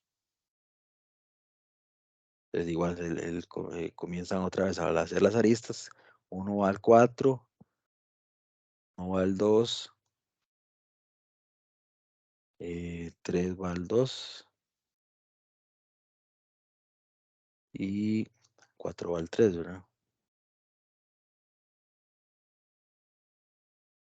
Entonces, digamos, yo de primera entrada, yo puedo decir, está muy básico, pero digamos, yo puedo decir, pero se ven diferentes, ¿verdad? Pero realmente son el mismo grafo. Digamos, lo importante es que tengan los mismos vértices y que tengan las mismas aristas uniendo a los mismos vértices, ¿verdad? Entonces, eso es lo importante. Entonces, si yo, qué sé yo, supónganse que tuviéramos un examen y unos estudiantes me lo dibujan así, otros me lo dibujan de esta otra forma, incluso, y todas eh, digamos, yo muevo este 4 aquí, todas las opciones, y esto me quedaría así. Todavía se vería más diferente, ¿verdad? Pues ni siquiera se cruzan, pero sigue siendo el mismo grafo, ¿verdad? Es lo que trato de decirles. Entonces, así con cada uno de estos, digamos, lo importante es eso, que de una matriz yo puedo tomar un grafo, pero también al revés. Yo puedo agarrar grafo X, aquí puedo hacer, no sé, 15 vértices y los uno como yo quiera, y luego a partir de ese grafo yo puedo hacer mi matriz de adyacencia, ¿verdad? Así como lo ven acá. Bien. Entonces, hay otros temas aquí eh, que están definidos. Por ejemplo, dice que un grafo tiene el mismo, o más bien, un grafo ciclo es el grafo que tiene el mismo número de vértices que de aristas, siempre y cuando sean mayores iguales a 3, ¿verdad? Entonces, si ven esos ejemplos ahí, cada uno de esos grafos tiene la misma cantidad de vértices y misma cantidad de aristas. Entonces, se denotan con un C sub, ¿verdad? Su cantidad de aristas, sub n. Entonces, en este caso, en el primero que tiene 3 vértices con 3 aristas, aquí 4 con 4, 5 con 5 y 6 con 6. Eso sería un grafo ciclo. Y el grafo completo es el grafo en el que cada vértice está unido a todos los demás. Entonces, se denota con K.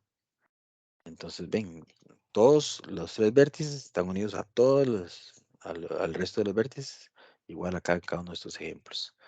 Es simplemente para que vayan conociendo por ahí. Dice que además que el grado de cada vértice es n-1. Es decir, en el K sub 3, entonces el grado sería 2, porque cada vértice va a estar unido a 2, ¿verdad? Perdón, y así sucesivamente con todos. En este K sub 5, cada uno de estos vértices va a tener un grado 4, porque va a estar unido a los otros 4. Ok.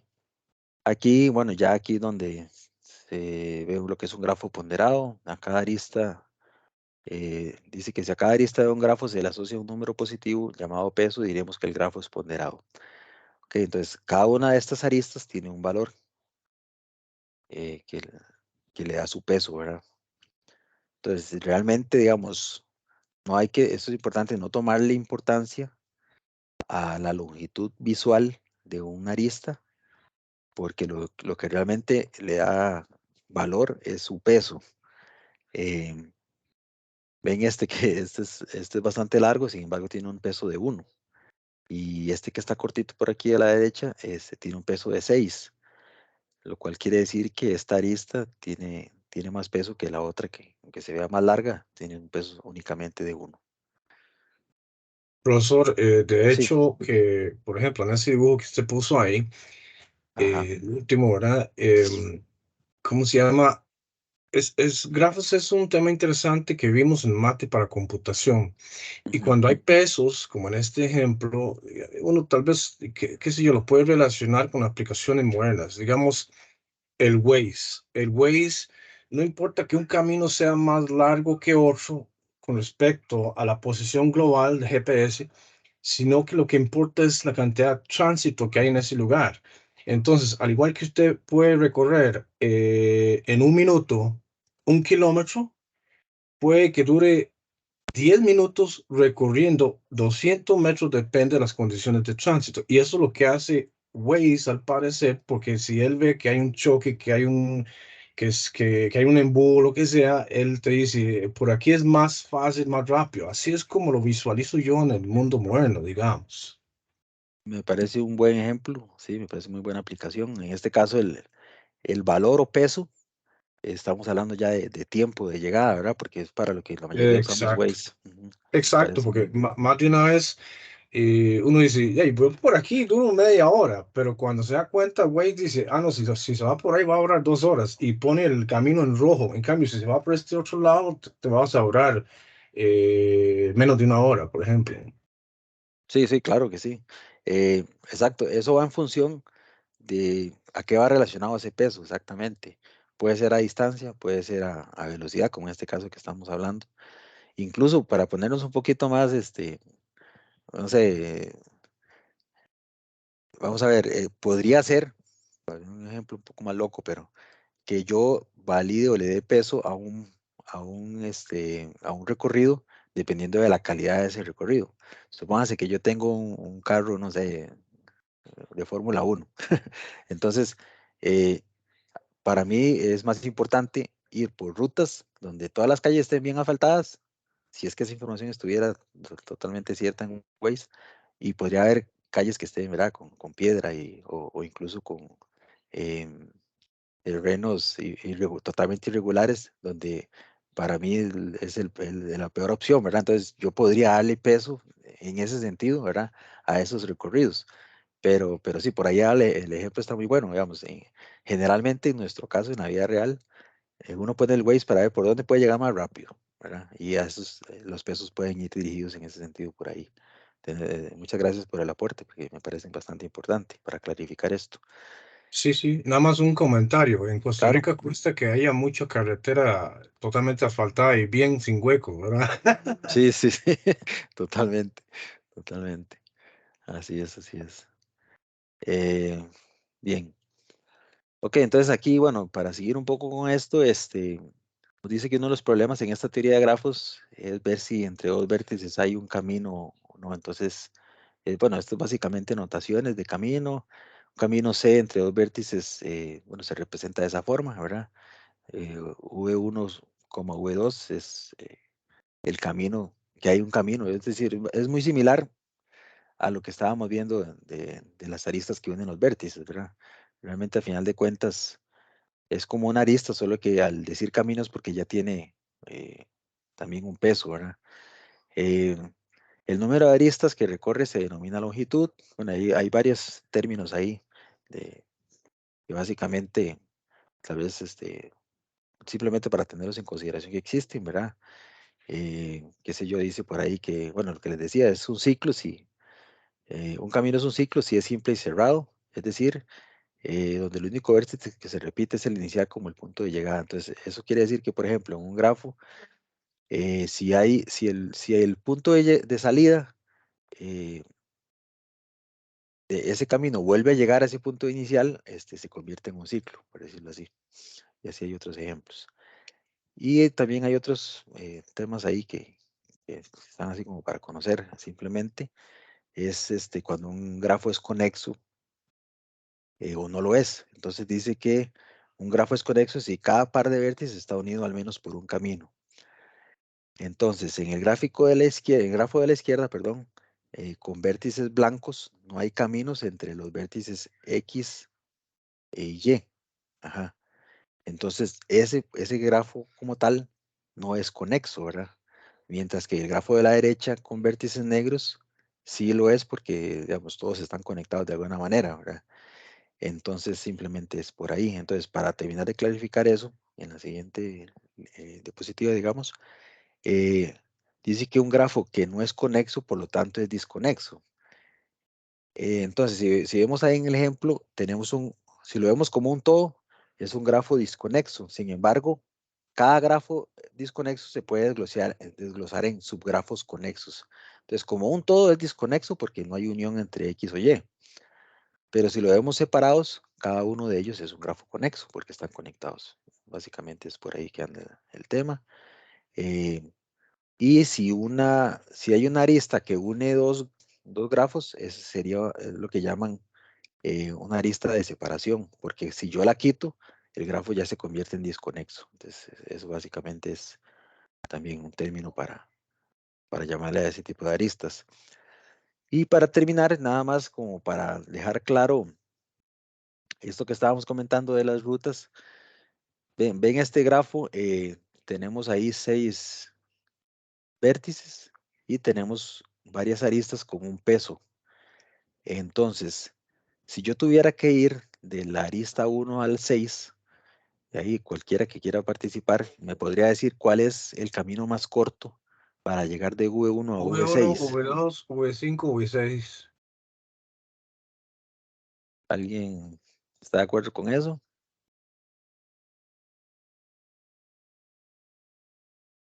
Pareciera que sí, ¿verdad? Son 9. Yo creo que no hay otro camino más cercano, o perdón, no hay otro camino con menos peso que ese.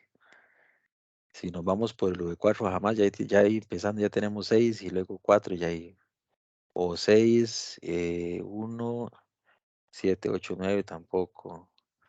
Sí, ese es rápidamente el compañero nos dio con la ruta más corta. Entonces, eso es para que más o menos, este tema es como para que lo tengan ahí mapeado, de que eh, es un tema importante, pero quiero hacer énfasis en que, digamos, no hay una evaluación para él, para que no se sientan así como que era ahora programar esto, porque ellos sí tienen su complejidad, pero este curso, por lo menos en la delimitación que tiene, no contempla, por lo menos este tema en esta versión de este curso. Sabe que esos cursos a veces van cambiando, pero en este en particular no tenemos una evaluación para este tema. Bueno, esta tutoría es un poco más corta al ser más teórica. Eh, Igual, ustedes ahorita tienen que entregar proyecto, ¿verdad? Parece, no sé si me equivoco. 2 de julio creo que era. Ese es el más Eh, cercano. sí, sí, bueno, en este curso al menos. Sí, Pero sí, sí, una consultica adicional claro. con respecto al proyecto, algo que todavía no logro concebir, digamos así, solucionar, es con respecto al punto en cuanto a la comparación de valores, ¿verdad? Que es uno de los temas del enunciado, Ujú, que dice que uno compara, digamos, con respecto a la cantidad promedio de clientes que sea mayor o igual a ese número ingresado por el usuario. Hasta ahí está bien, digamos, ese punto. Sin embargo, cuando dice que hay que usar lo que es recursividad para eso, ahí es donde me quedé como encolochado, como dice. Es decir, yo puedo comparar valores y nada más mostrar una lista con los que cumplen ese criterio. ajá. Pero al decir que tengo que usar recursividad, ahí sí me quedo un poco bateado. Sí, lo comprendo Sí, mejor para ordenamiento que como para comparación como tal. ok, Porque ¿cuál sería, en fin, mi caso base, que es esencial para lo que es la recursividad? ok, sí, sí, te entiendo la pregunta. Básicamente es en relación al recorrido, ¿verdad? Más que con la comparación. Va bien, ¿cómo vamos a hacer esa comparación? Bueno, recorramos la lista y ese recorrido hagamos lo recursivo, básicamente. Entonces, es por ahí. Entonces, vamos recorriendo recursivamente, empezando ahí, obviamente, del primero hasta el último elemento. y vamos haciendo esa comparación. Es como, es algo, yo sé que es demasiado básico, pero lo que queremos es simplemente que lo utilicen ahí. No sé si me explico por ahí. Es Eh, el recorrido de los elementos. sí, ok. Bueno, digamos que sería entonces como decir que el caso base es específicamente el número que el usuario haya insertado para comparar. Y de ahí él recorre la lista y si cumple, entonces como que, qué sé yo, crear otro arreglo y ir agregando ese o algo así, me imagino, no sé. Voy a abrir para tenerlo aquí más claro. Este es eh, tal vez ya lo veo más claro por ahí, vamos a ver. Eh, si quiere hacemos un recorrido eso es lo que se hace normalmente en las mediaciones, pero no hay problema, dámosle un momentito para ver, y también para recordar yo un poco, porque vamos a ver, entonces dice, vamos a implementar lo del registro de gimnasios, como ya mencionamos. Básicamente hay un registro por acá, ok, con estos campos. Y vamos a ver los información de los gimnasios con los campos anteriormente especificados. Se guardarán ok, en una clase de gimnasio y se manejarán una colección array de Java inicialmente. Ajá. Aquí hay, bueno, hay una lista de gimnasios en donde se pide utilizar un iterador. Luego hay una búsqueda de edición de gimnasio, entonces dice que se solicitará una cadena de texto y, bueno, aquí se buscará por ahí,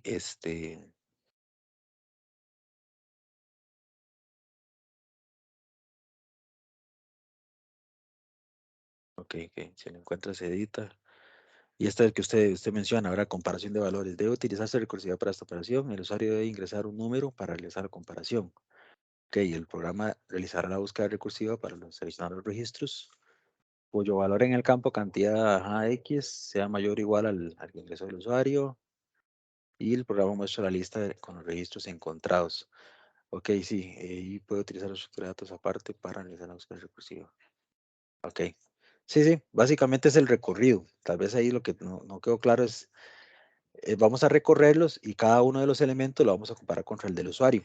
Entonces, ese recorrido, es decir, la idea es no hacerlo iterativo, sino que se hace recursivo. Entonces, no sé si por ahí queda claro.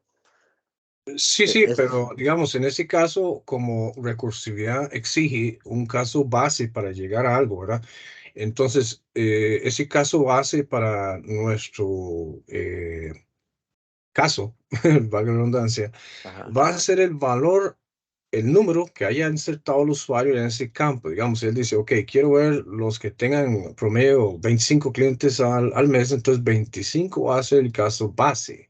Ok. Y si cumple ese caso base, al recorrer la lista de forma recursiva, entonces se agrega al arreglo primitivo, que es lo que vamos a mostrar en pantalla. Así es como lo entiendo yo.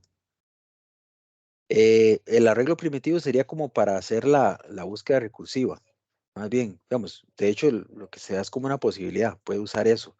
Eh, basándonos en que, digamos, teniéndolo, digamos, aquí en este caso, digamos, aquí dice puede utilizar, ok, entonces, si usted ya todo lo tiene en un array list y quiere usar ese array list para hacer esa recursividad, ya ahí lo puede hacer, pero digamos, es un ejemplo de que podría utilizar un arreglo primitivo, y eso es porque simplemente, digamos, eso incluso es un poco de alcahuetería, digamos, porque muchas veces los algoritmos que buscamos en Internet están muchas veces en arreglos primitivos y todo, pero digamos, realmente aquí no importa.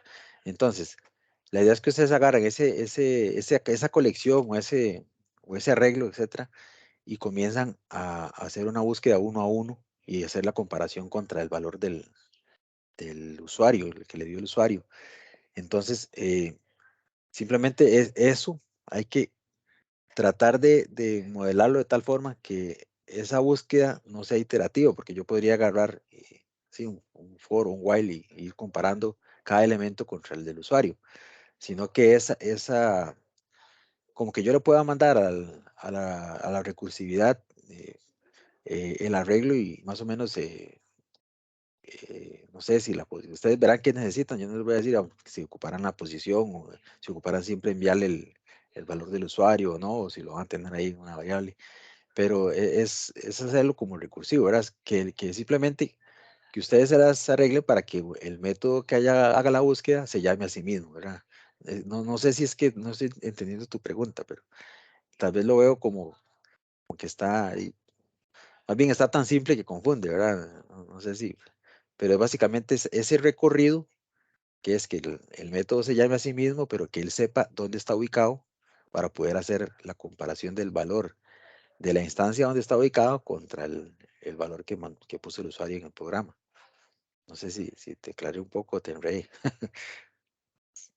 Em, más o menos, más o menos. Es que todavía no logro concebir exactamente para ese cantidad promedio, sí que para ese atributo, digamos, pero algo, como que algo así entendía al principio de que como recursividad, como repito, necesito un caso base, va a ser igual o mayor al campo que insertó el usuario, en ese caso, que se compara con el get clientes, digamos, get Ajá, ajá, candidates. correcto. Bueno, lo que se va dando con la condición, sí tenés que llevarlo en una estructura aparte para poder mostrarla, ¿verdad? No sé si es eso, tal vez, porque puede ser que, no sé, de 100 elementos que tenés, solo 3 se den, ¿verdad? Solo 3 se dan donde ese get sea mayor al que el usuario indicó. Entonces, solo me vas a mostrar esos 3. Entonces, eh, ya cómo lo almacenes, ahí vos lo revisás. Pero sí, esa condición, cada vez que se va cumpliendo, voy agregando ese valor a esa estructura que tengo por ahí y al final eso es lo que yo muestro. Pero el tema es que ese recorrido entre los elementos que se haga recursivo. Ok, ok. Una última pregunta antes que se me olvide. En la que es el listado que está arriba del otro parte enunciado, listado de gimnasios. Ajá, Ese es cortico, ¿verdad? Pero ajá, sí, es que el enunciado está solicitando una pantalla para cada cosita, lo cual digamos que está bien, pero nosotros podemos resumir, digamos, me parece que yo podría, por ejemplo, en este primer proyecto, hacer lo que es el registro en la misma pantalla listado. Es decir, lo divido en paneles, digamos, un JFrame, y arriba pongo registro de valores ya y le pongo registrar gimnasio, por ejemplo, un botón. Él valida, obviamente, y cuando dice, ok, ya lo agregué, automáticamente abajo salga el listado. Entonces, específicamente esa sería la pregunta. Si yo puedo meter esa misma pantalla de listado dentro de la misma pantalla donde hago registro, o tiene que ser exclusivamente pantallas aparte. ok, esa pregunta me gusta mucho porque me permite aclarar precisamente, vale, me encanta la pregunta. Vamos a ver, nosotros ponemos esto por separado en opciones, pero una cosa que siempre nos ha gustado, digamos, en eso creo que varios tutores tenemos ese pensamiento común, es que el estudiante haga, ojalá, un buen diseño. Lo que pasa es que obviamente eso no lo vamos a hablar así como tal, pero eso que usted me está diciendo es importante porque perfectamente, si yo puedo hacer todo en una misma pantalla, en una sola, bien acomodado todo, eh, o sea, realmente está perfecto para nosotros, porque de eso se trata el diseño, digamos. Precisamente como decís, yo puedo ir insertando y irlo mostrando en una lista por ahí y reutilizar esa lista para diferentes cosas, y para ordenamientos, etcétera. Si lo puedo hacer así, estaría bien, digámoslo así. No es necesario que ustedes hagan una pantalla por separado. Más o menos, eso va unido al hecho de que nosotros digamos, señalemos por ahí, aunque no tenga exactamente algo que ver en relación al curso como tal, pero y el hecho de usar los mensajes de las cajas de texto para mensajes, ¿verdad? Que estamos diciendo que ojalá que no las usen mucho. Eso va muy relacionado. ¿Por qué? Porque vos estás diciendo, yo tengo el registro y también tengo una lista que puedo usar la misma pantalla. Exactamente. Entonces, cuando yo hago registro un elemento, yo me doy cuenta que se registró porque veo que se agregó en la lista. mientras que, digamos, si voy agregando mensajitos para el elemento fue agregado a la lista, ¿verdad? Entonces, a cada rato tengo que estarle dando aceptar a las cosas. Y si tengo que registrar 100 elementos, entonces son 100 clics que yo sé que pues, usted me va a decir, "Ey, pero qué vagabundo, porque no le da clic y ya". Pero se vuelve para el usuario, imaginémonos que no es un tutor que te va simplemente a calificar una tarea. Piensen como si fuera un programa que fuera a usar a alguien más y durante, no sé, durante años. Entonces, imagínense, la facilidad simplemente es que yo registro y veo que se refresca la lista y ya sé que si se refrescó es que se agregó y listo. Ahora, cosa diferente, si me da error, yo podría mostrar un mensaje porque son excepciones, son cosas que se dan muy pocas veces. Entonces, todo esto va unido. Para nosotros es importante el diseño. Eh, entonces, en esa pregunta que vos me haces, te respondo así: siéntase libre de hacer las formas de vamos a ver, de las formas que vos consideres como un mejor diseño, donde sea una ejecución del programa más placentera para el usuario, digámoslo así. Entonces, vamos a ver un toque de la rúbrica. Por ejemplo, por acá dice, utiliza un menú con las distintas opciones. Si la pantalla es tan agradable de usar que tal vez no necesito un menú, podría ser, no sé, en este momento no te voy a decir si necesita o no, cada quien lo verá. Si tiene el menú de opciones, ya está bien, pero si tal vez no lo tiene, porque yo todas las opciones las puedo ver en la misma pantalla, eh, tendría ese punto también. O sea, no se lo podría quitar porque no tiene ningún sentido, ¿verdad? Que le quite un punto por un menú que no está dando, pero es que el diseño está tan bueno que no necesita un bendito menú. O puede ser que el menú no necesite todas las opciones, que necesite solo dos, porque en una opción hago 5 de las funcionalidades, no sé cuántas son, pero por poner un ejemplo, y en la otra solo hago 2, pero ya con estas dos opciones es suficiente para tener una agradable navegación, ¿verdad? Entonces, digamos, no sé si te respondo a la pregunta, pero siéntase libre en hacer y las pantallas a como usted considere que están bien diseñadas y para nosotros va a estar bien. Lo que sí trate es de que siempre haya navegabilidad, porque nos ha pasado esto, que vienen las opciones. Entonces yo le doy, no sé, digamos que listado de gimnasios. Entonces me sale una pantalla, nos ha pasado, sale una pantalla. Resulta que ahora yo quiero usar una comparación de valores, pero si yo cierro la pantalla, se cierra todo el programa. Entonces tengo que volverlo a abrir, volver a insertar los elementos e irme a hacer una búsqueda de edición del gimnasio, ¿verdad? Para ver si funciona o no. Pero ya sé que la siguiente funcionalidad se me va a cerrar la aplicación y voy a tener que volver a abrirla y volver a meter los elementos, ¿verdad? Eso nos ha pasado. Entonces, ahí toda esa navegabilidad es la que ustedes tienen que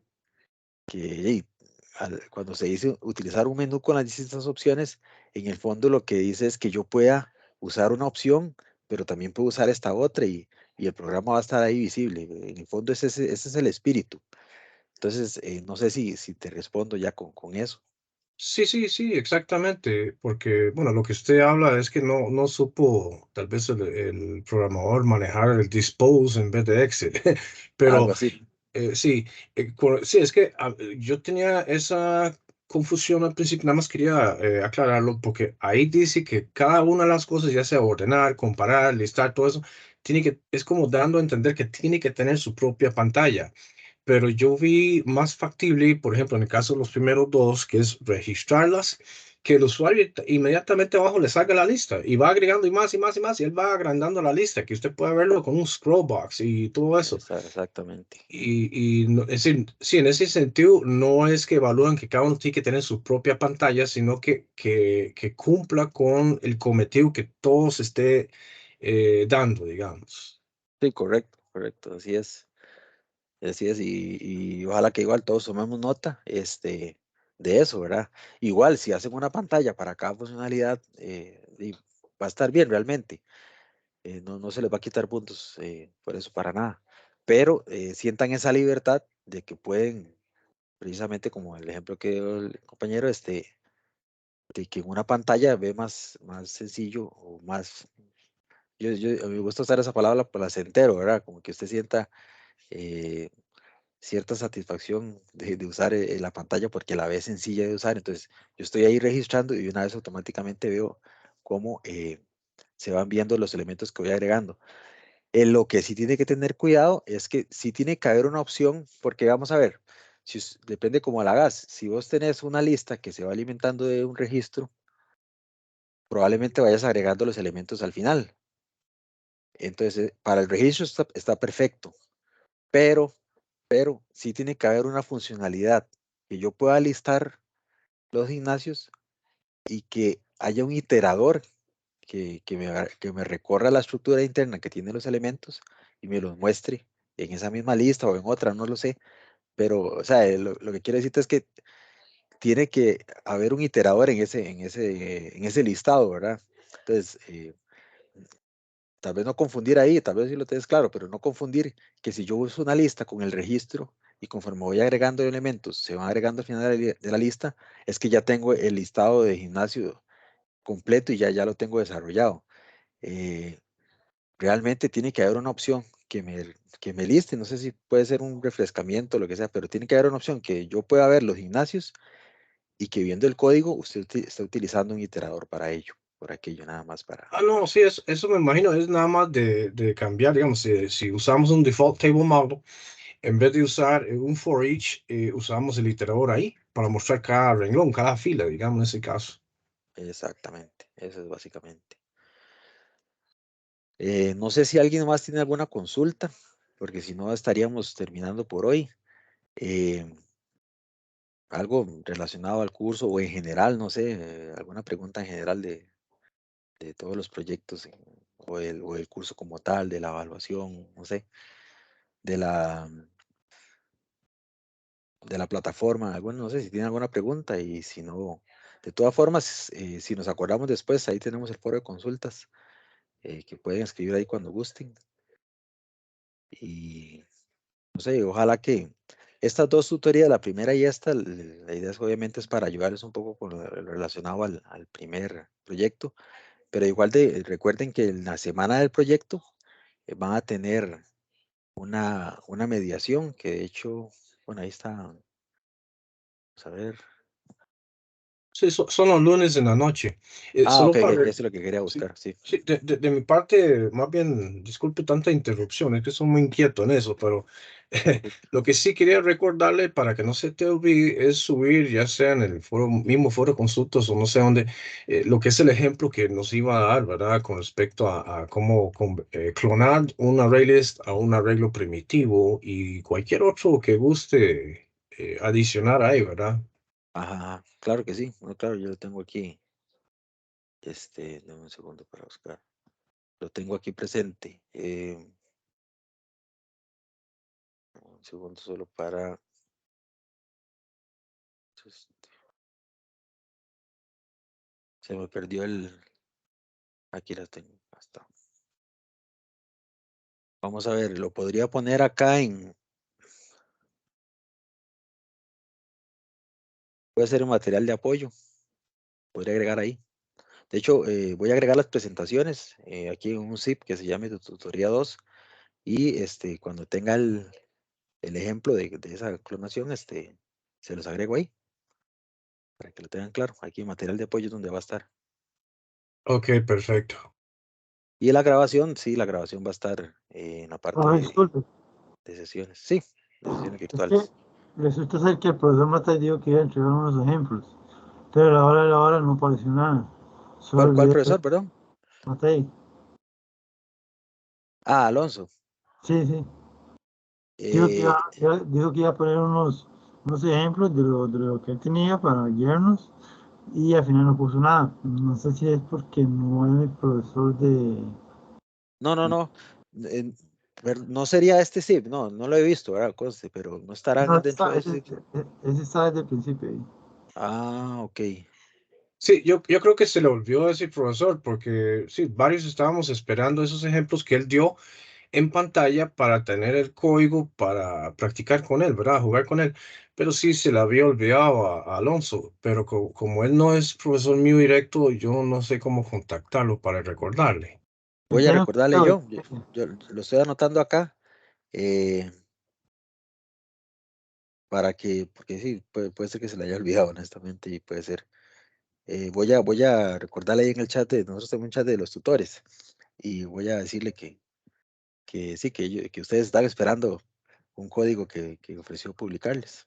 Claro que sí. Le voy a recordar eso, Perfecto, muchas gracias. con mucho gusto.